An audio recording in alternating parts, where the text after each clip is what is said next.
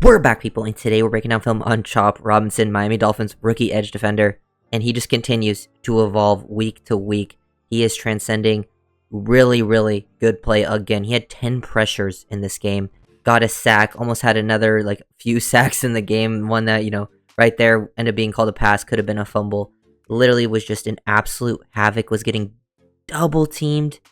So fun to watch Chop's evolution. He's showing nuance, constantly winning, and I think the biggest thing is yes, the Patriots O-line is rough, but he's been doing this for weeks now against some good O-linemen, some bad O-linemen. And then when you go back and look at the first Patriots game, when Trop got true one-on-ones against the same players, they were not nearly as dominant. They were actually, I would say, mostly losses, but he was dominating rep after rep.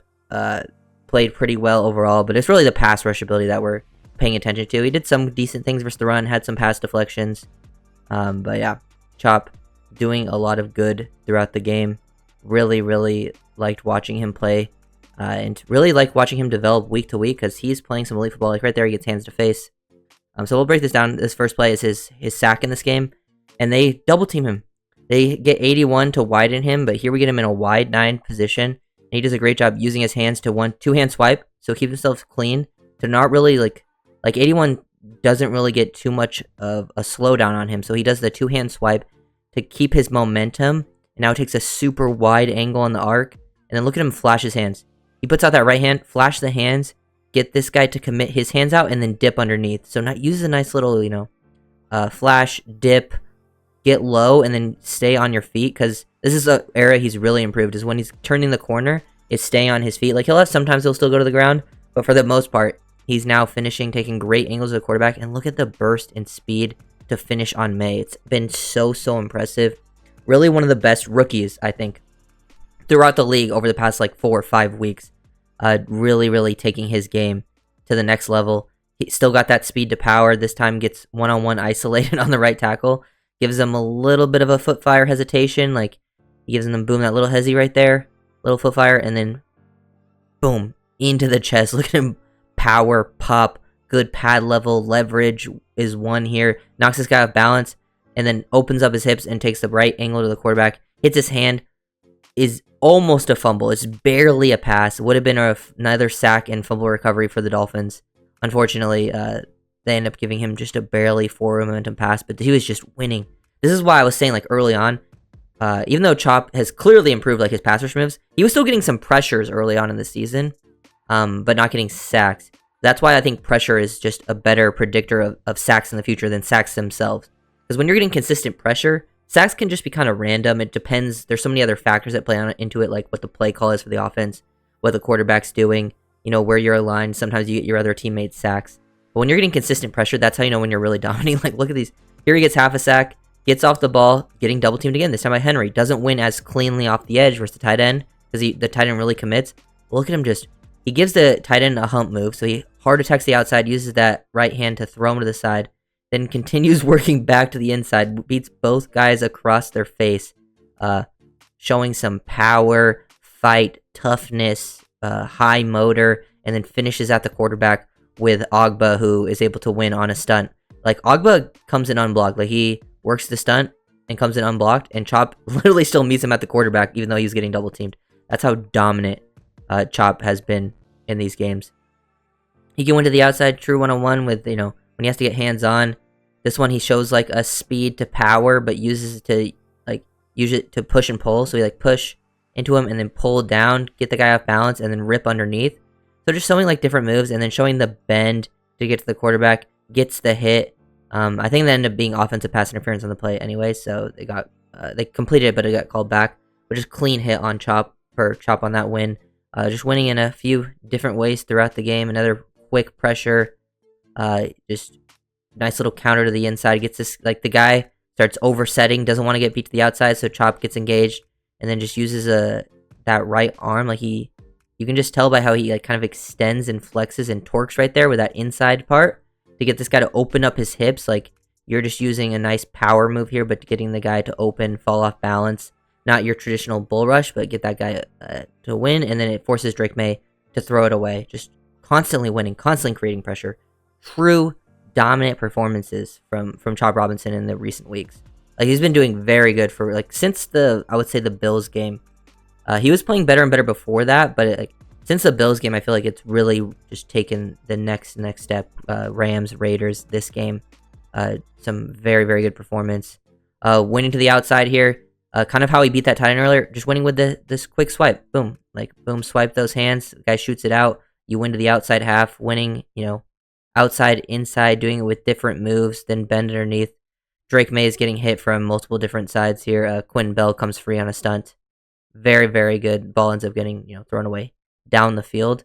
And just push, pull. This one potentially, I think this is one that could have got called for holding. I think Chop did get a holding call earlier in this game. This was the 4th and 15 touchdown. Probably don't want to let him escape the pocket, but it's still a pretty good rep of push, pull. Like, he engages, pushes, pulls down, rips underneath, works through the contact. Is probably getting held there. Could potentially get that call. I think he's not able to get off of it now and get to Drake May because of that. This is the only touchdown given up in the game, but this is just a true breakdown in coverage. But Chop still does a pretty good job there on that rep. Just constantly. This is one I think he's still getting double teamed. Like, look at all the attention he's getting. He gets the tight end on him and the pulling guard from across the line.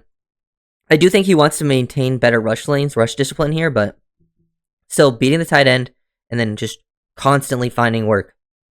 Sees the O-line's an oversight, like, get underneath him. Forces Drake May out of the pocket. Like, you want to maintain, you don't want to allow Drake May to escape the pocket, but he at least does get the pressure and make him feel uncomfortable. He does pick up yards on this play because, Walker did miss the tackle. So better rush discipline in certain situations, but he was still a menace, creating so much disruption and pressure against two guys. That's why, especially guys who are more statuesque, he gives them a ton of problems. And they're just making some solid plays versus the run here. The tight end sifts across.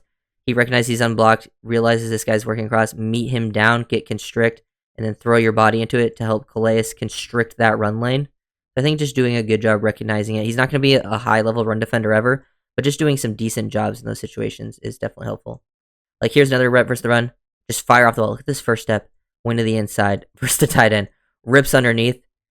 Sealer absolutely dominates this rep too, and then Jordan Brooks gets the tackle for loss. Like, they all play it super well. Same with Holland.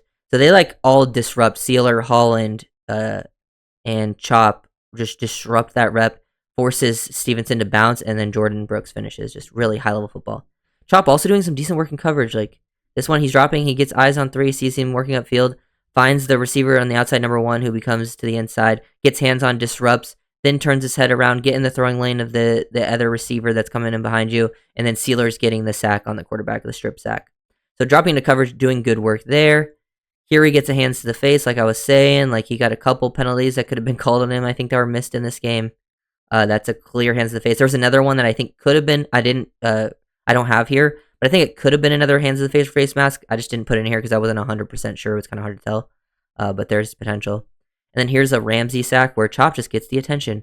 Patriots sliding their line to the left here, and Chop gets the attention of the right tackle and the running back because he's been beating people all game.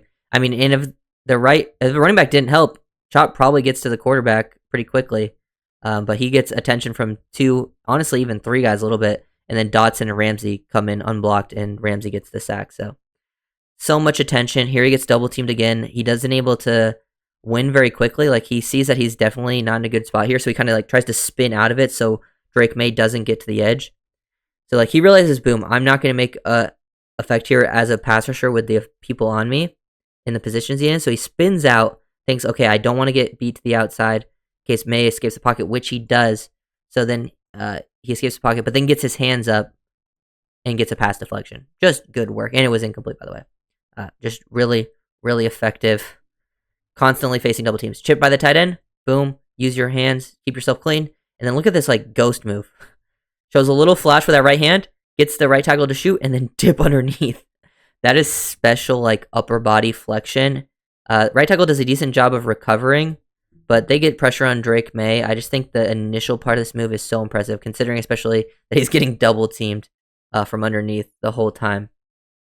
Just across the board, really, really impressive game from Chop Robinson. Like, he is playing at a super, super high level, man. Like, I think the past 2 weeks, there's like a pass rush win rate. They do like 1 week, each week to week. Chop Robinson has been number 1 the past 2 weeks. And I think before that he was in the top 10 in the Rams game. So he's been like just climbing the ranks. In the past 2 weeks, he's been number one. So really, really excited for his development. Continues just to get better and better. I think it's a huge part of the reason the Dolphins have found some success, because once Jalen Phillips went down, there's a few weeks where they, and like Sealer also got hurt. They just couldn't create any pass rush. I think that's why they lost the Cardinals game, because no one, like, Chop wasn't at this level yet, and they had no Sealer. I also think it was a big reason they lost the Bills game, because Chop started to play better, but hasn't reached this level yet, and then there was no Sealer. So having multiple guys that can create and win up front has been a huge help for the defense across the board. So if you guys are doing it, like, comment, subscribe, and see you.